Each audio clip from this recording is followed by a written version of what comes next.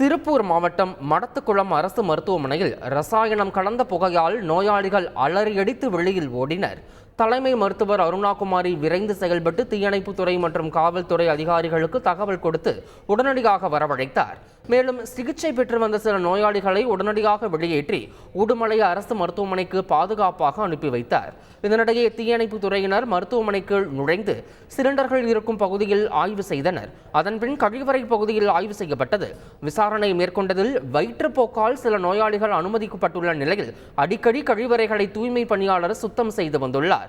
இதை அறியாத நோயாளி ஒருவர் ப்ளீச்சிங் பவுடர் மற்றும் லைசால் மூலம் சுத்தப்படுத்தப்பட்ட கழிவறையில் தண்ணீர் ஊற்றியதன் விளைவாக ரசாயன மாற்றம் உருவாகி புகை பரவியுள்ளது. 3 மணி நேரத்திற்கு பிறகு புகை பரவல் குறைந்த நிலையில் அதன் பிறகு நோயாளிகள் மீண்டும் மருத்துவமனைக்குள் அழைத்து வரப்பட்டனர். சிலிண்டர் மட்டும் தாங்க சார், ஓட்டு மட்டும் தான். ஓகே, ஓட்டு அந்த வாசம் வராதுங்க மேடம்? வராதுங்க சார், ஓட்டுல வராதுங்க சார், ஓட்டுக்கு வராதுங்க.